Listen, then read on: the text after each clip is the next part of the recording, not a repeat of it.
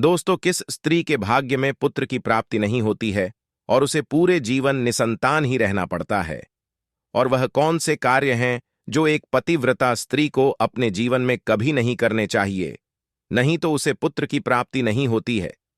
दोस्तों, एक बार जब माता लक्ष्मी भगवान विष्णु से मिलने जाती हैं और भगवान विष्णु से कहती हैं कि हे प्रभु, आज मैं आपसे 3 प्रश्नों का उत्तर पूछने के लिए आई हूं, तो भगवान विष्णु कहते हैं, हे देवी, तुम निश्चिंत होकर अपने तीनों प्रश्नों को पूछो, मैं तुम्हारे प्रश्नों का उत्तर अवश्य दूंगा।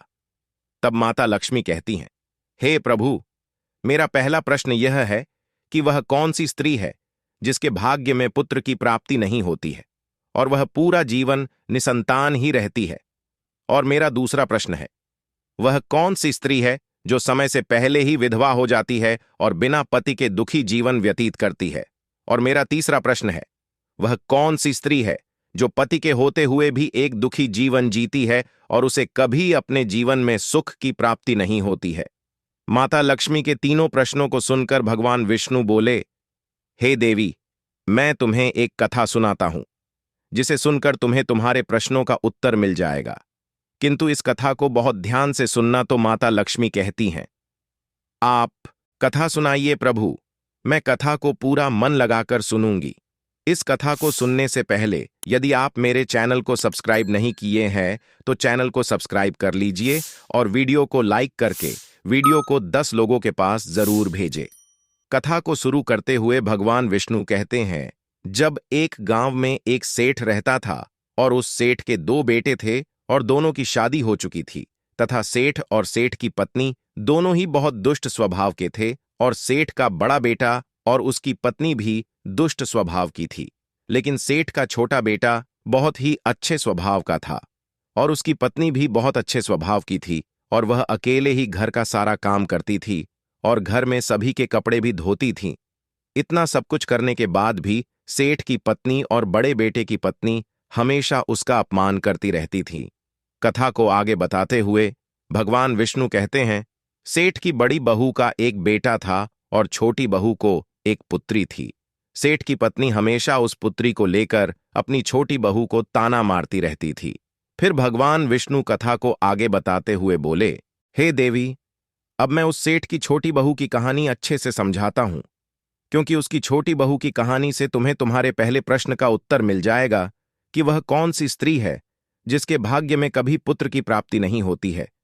तो इस कथा को ध्यान से सुनो। उस सेठ की जो पत्नी थी वह पहले से ही बड़े ही दुष्ट स्वभाव की थी और उसके दुष्ट स्वभाव के कारण घर के सभी लोग उससे बहुत ज्यादा परेशान थे और वह अपनी छोटी बहू को बहुत ही ज्यादा परेशान करती थी। सेठ की छोटी बहू का नाम कणिका था। कणिका घर का सारा काम करती थी, फिर भी सेठ की पत्नी उसे हमेशा बहुत परेशान करती थी। वह कितना भी घर का काम कर ले, पर सेठ की बीवी हमेशा उसे डांटती रहती थी। एक दिन कणिका की तबीयत खराब रहती है और वह पूरी रात परेशान रहती है, जिसके कारण वह सुबह जल्दी नहीं उठ पाती है। लेट उठते उसकी सास उसे देख लेती है और उसे बहुत डांटती है और कहती हैं, मैं मंदिर जा रही हूं और जब तक वहां से आऊंगी तब तक खाना बन जाना चाहिए। आते ही मैं खाना खाऊंगी। फिर वह बेचारी घर की साफ सफाई करके खाना बनाने में लग गई और खाना बनाते समय वह मन में सोच रही थी कि मेरी सास कभी भी मुझसे प्रेम से बात नहीं करती है और घर का सारा काम मुझसे ही करवाती है। कणिका यह सब सोच ही रही थी, तभी दरवाजा खटखटाने की आवाज आई तो उसने सोचा, अभी तो खाना तैयार भी नहीं हुआ और लगता है मेरी सासू माँ आज बहुत जल्दी ही मंदिर से लौट आई हैं। फिर कणिका दरवाजे के पास गई और दरवाजा खोला तो उसने देखा कि दरवाजे के बाहर एक साधु महाराज खड़े हैं। फिर वह साधु महाराज कणिका से कहते हैं, हे बेटी, मुझे कुछ भोजन करा दो, मुझे बहुत जोर की भूख लगी है। तो राधिका बोली, महाराज, मैं आपको भोजन तो करा देती, पर मेरी सास बहुत दुष्ट स्वभाव की है, वह मुझे बहुत डांटेंगी और अभी वह मंदिर गई है, मंदिर से आती ही होंगी। यदि वह आ गई और उन्होंने मुझे आपको भोजन कराते देख लिया तो मुझे बहुत मारेगी, इसीलिए मैं आपको भोजन नहीं करा सकती। तो साधु बोला, बेटी थोड़ा सा ही भोजन करा दो, मैंने सुबह से कुछ नहीं खाया है। साधु की यह बात सुनकर कणिका को दया आ जाती है और साधु से बोली, महाराज आप अंदर आ जाइए, मैं आपको भोजन देती हूं तो फिर वह साधु अंदर आ जाते हैं और कणिका उनको भोजन देती है, और अभी साधु भोजन कर ही रहे थे, तभी अचानक कणिका की सांस मंदिर से घर आ जाती है और उस साधु को भोजन करते देखकर बोली, यह मेरा घर है, कोई भोजनालय नहीं जो हर कोई यहां आकर भोजन करके चला जाएगा। और तुमने इस साधु को भोजन क्यों दिया? क्या अन्न मुफ्त में आता है जो हर किसी को अपने घर में बैठाकर खिलाती रहती हो? और यह कहकर उस साधु को धक्के मारकर अपने घर से बाहर निकाल दिया और उसका खाना उठाकर बाहर फेंक दिया। फिर कणिका से कहने लगी, तूने इस साधु को भोजन क्यों कराया? अन्न कितना महंगा आता है, तुझे पता नहीं अब घर के लोग क्या खाएंगे? तो राधिका डरते हुए बोली, साधु बहुत भूखा था, इसीलिए मैंने उसे भोजन दे दिया था, और उसे मैंने अपने हिस्से का भोजन दिया है, इसीलिए आज मैं भोजन नहीं करूंगी। और इतना गुस्सा क्यों होती हो? भोजन तो मैंने उसे अपने हिस्से का दिया है। ये सुनकर उसकी सांस ने गुस्से में आकर कणिका को भी धक्के मार करके घर से बाहर निकाल दिया और बोली, जा, अब तुझे भी इस घर में रहने की जरूरत नहीं है और अब कभी मेरे घर में मत आना। फिर कणिका दरवाजे पर बैठकर रोती रही, किंतु उसकी सांस ने दरवाजा नहीं खोला। और फिर कणिका ने सोचा, अब यहां से अपने मायके ही जाना पड़ेगा। फिर वह अपने मायके जाने लगती है तो बीच रास्ते में एक घना जंगल पड़ता है। राधिका भूखी प्यासी अपने मायके जा रही थी, तभी बारिश होने लगती है। फिर राधिका वहीं जंगल में एक पेड़ के नीचे बैठ जाती है, लेकिन फिर भी बारिश की बूंदें उसके ऊपर गिरती रहती हैं और वह भीगने लगती है। तब उसे एक आश्रम दिखाई देता है और कणिका बारिश से बचने के लिए आश्रम में चली जाती हैं और वहीं बैठकर रोने लगती हैं। कणिका को रोते हुए संत जी देख लेते हैं।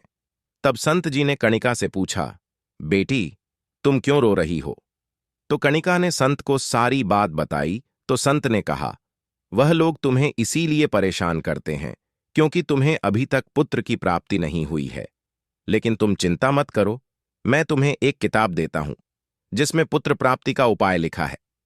फिर संत ने कणिका को किताब दे दी और कहा, इसमें लिखे उपाय को यदि तुम पूरी निष्ठा से करोगी तो तुम्हें पुत्र की प्राप्ति अवश्य होगी। और फिर इतना कहकर वह संत वहां से चले गए। फिर कणिका अपने मन में सोचने लगी, यदि मुझे भी पुत्र हो जाएगा तो मुझे भी ससुराल में बहुत सम्मान मिलेगा और मेरी सास मेरी बहुत इज्जत करेगी। यह सोच ही रही थी, तभी बारिश बंद हो गई और फिर उसने किताब को खोला और पढ़ा तो उसमें लिखा था, पुत्र प्राप्ति के लिए स्त्री को हमेशा अपने पति के बाएं ओर सोना चाहिए।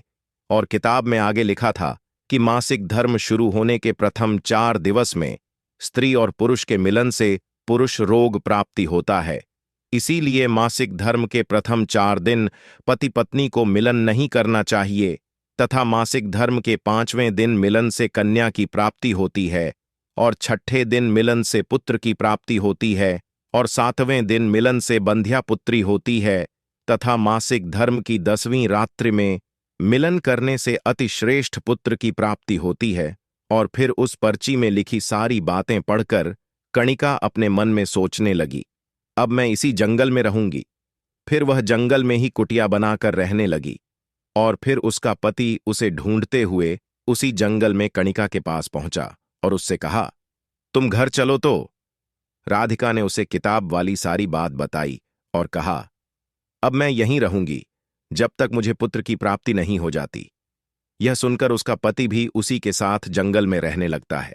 और फिर कणिका ने अपने मासिक धर्म के दौरान मासिक धर्म की 10वीं रात्रि में अपने पति के साथ मिलन किया और वह गर्भवती पाठ करने के लिए बैठी हुई थी।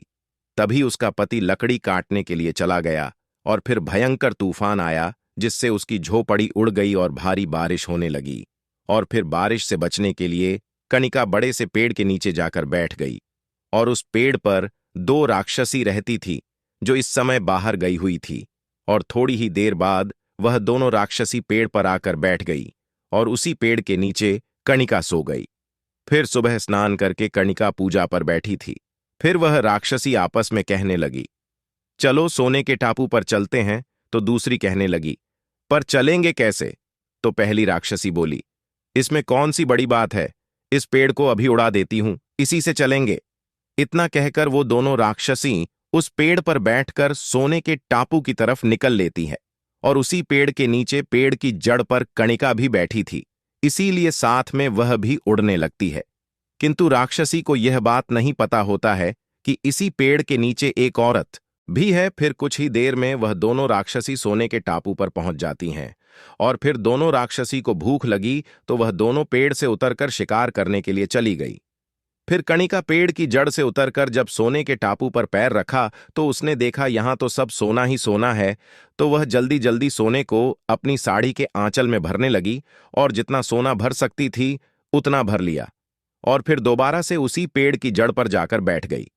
फिर कुछ देर बाद दोनों राक्षसी शिकार करके वापस आ गई, और फिर पेड़ के ऊपर बैठ गई, और फिर दोनों आपस में कहने लगी, चलो अब यहां से चलते हैं। और फिर कुछ ही देर में वह दोनों पेड़ को लेकर वहीं पर पहुंच गई। कणिका तब तक पेड़ की जड़ पर ही चुपचाप बैठी रही जब तक वह दोनों राक्षसी वहां से चली नहीं गई। फिर भगवान विष्णु कहानी को आगे बताते हुए माता लक्ष्मी से कहते हैं, अब कहानी को ध्यान से सुनना, क्योंकि यहीं से आपको पता चलेगा कि किस स्त्री के भाग्य में पुत्र की प्राप्ति नहीं होती है। तो माता लक्ष्मी कहती हैं, जी प्रभु।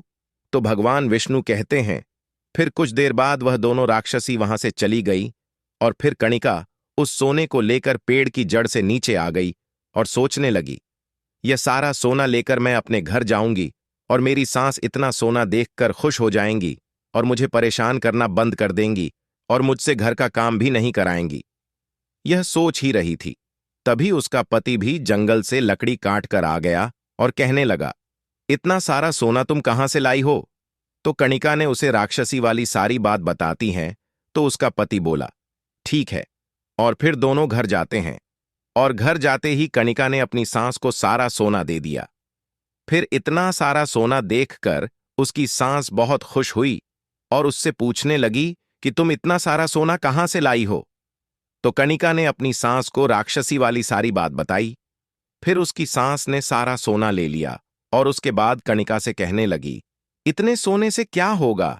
जब वहां पर बहुत सारा सोना था तो तुझे और ज्यादा सोना लेकर आना था, इतना ही सोना लेकर क्यों आई हो? तो कणिका बोली, मां जी इतना सारा सोना तो है, और लाती तो क्या होता? तो उसकी सांस बोली, तुझे और ज्यादा सोना लाना था जिससे हमारी 7 पुश्तें बैठकर खाती, फिर भी सोना खत्म ना होता। अब तू देख, इस बार मैं जाऊंगी और बहुत सारा सोना लेकर आऊंगी। तो कणिका ने कहा, नहीं मां जी, आप वहां मत जाओ, वहां जान का भी खतरा है। तो सास बोली, नहीं मैं तो जाऊंगी और बहुत सारा सोना लेकर आऊंगी। और इस प्रकार उसकी सास ने उसकी बात नहीं मानी और उसी जंगल में पहुंच गई और उसी पेड़ के नीचे जाकर बैठ गई जहां पर कुछ दिनों पहले कणिका बैठी थी। तो उसे राक्षसी उड़ाकर सोने के टापू पर ले गई थी। फिर कुछ देर तक कणिका की सांस पेड़ की जड़ पर बैठी रही, और थोड़ी ही देर में वह दोनों राक्षसी वहां आई और उसी पेड़ पर बैठ गई। फिर एक राक्षसी कहने लगी, आज सोने के टापू पर नहीं बल्कि आज नदी के किनारे, और कहीं भी जाना होता है तो अपने पति की बिना आज्ञा के चली जाती है। पति के मना करने पर भी नहीं मानती है, पति की एक भी बात नहीं मानती हैं। तो ऐसी स्त्रियों के जीवन में कभी सुख की प्राप्ति नहीं होती है और हमेशा दुखी जीवन जीती है। इसीलिए एक पतिव्रता स्त्री को चरित्रवान रहना चाहिए और प्रातःकाल में उठकर स्नान आदि करके पूजा पाठ करके फिर भोजन तैयार करना चाहिए, जिससे कि घर में सुख शांति आती है। और माता लक्ष्मी की पूजा भी करनी चाहिए, जिससे कि माता लक्ष्मी प्रसन्न होती है। दोस्तों, आपको यह कथा कैसी लगी हमें कमेंट्स करके जरूर बताना, और कमेंट में जय माता लक्ष्मी जरूर लिखे। और नए हो तो हमारे चैनल को सब्सक्राइब जरूर करें और इस वीडियो को 10 लोगों के पास जरूर भेजें। धन्यवाद। और ना ही मंगल सूत्र पहनती हैं, और जहां भी जाती हैं बिना सिंदूर और बिना मंगल सूत्र के जाती है, तथा पति के कहने पर भी उसकी बात नहीं मानती हैं और पराये मर्दों के साथ संबंध बनाती हैं, तो ऐसी स्त्रियां समय से पहले ही विधवा हो जाती हैं। इसीलिए एक शादीशुदा स्त्री को पतिव्रता जीवन जीना चाहिए और अपने पति के अलावा पराये मर्दों को नजर उठाकर भी नहीं देखना चाहिए। और तुम्हारा तीसरा प्रश्न था कि वह कौन सी स्त्री है जो पति के होते हुए भी एक दुखी जीवन जीती है और उसे अपनी जीवन में कभी सुख की प्राप्ति नहीं होती है। वह स्त्रियां हैं जो सुबह देर तक सोती रहती हैं और सुबह 8 या 9 बजे के बाद उठती हैं और बिना स्नान किए ही भोजन बना देती हैं और पूजा पाठ भी नहीं करती हैं। और उधर सेठ के बड़े बेटे की बहू जो हमेशा कणिका को पुत्र को लेकर ताने मारा करती थी, उसका मुंह हमेशा के लिए बंद हो गया। फिर भगवान विष्णु माता लक्ष्मी से कहते हैं, मेरी कथा समाप्त हुई। अब मैं तुम्हें तुम्हारे प्रश्नों के उत्तर देता हूं। तुम्हारा पहला प्रश्न था, कौन सी स्त्री के भाग्य में पुत्र की प्राप्ति नहीं होती है और वह पूरा जीवन निसंतान रहती है? तो जो स्त्रियां संत द्वारा दिए गए किताब में लिखी बातों के विपरीत कार्य करती हैं, उनके भाग्य में पुत्र की प्राप्ति नहीं होती है। और जो स्त्रियां अपने पति का आदर नहीं करती हैं और हमेशा उनसे लड़ती रहती हैं और अपने पति से हमेशा नाराज रहती हैं, उनके भी भाग्य में पुत्र की प्राप्ति नहीं होती है। इसीलिए प्रत्येक स्त्री को अपने पति का आदर सम्मान करना चाहिए। और तुम्हारा दूसरा प्रश्न था कि वह कौन सी स्त्री है जो समय से पहले ही विधवा हो जाती है और बिना पति के एक दुखी जीवन जीती है। तो समझ लो, जो स्त्रियां पति के होते हुए भी मांग में सिंदूर नहीं लगाती हैं, उसके बाद जब उसके घर वालों को उसकी मौत का पता चला तो सभी लोग वहां पर पहुंच गए और कणिका कहने लगी, मैंने सासू मां को समझाया था कि वहां मत जाओ, फिर भी वह वहां पर सोने के लालच में चली गई। अब इनके लालच का फल इन्हें मिल गया। दोस्तों, कहानी को आगे बताते हुए भगवान विष्णु कहते हैं, इस तरह उसकी सास की मौत हो गई। इसीलिए हमें लालच नहीं करना चाहिए। और फिर कुछ समय के बाद कणिका को एक पुत्र की प्राप्ति हुआ और पुत्र प्राप्ति के बाद कणिका बहुत खुश थी और उसने अपने घर में एक दावत रखी जिसमें उसने बहुत से पंडितों और संत महात्माओं को अपने घर पर भोजन कराया।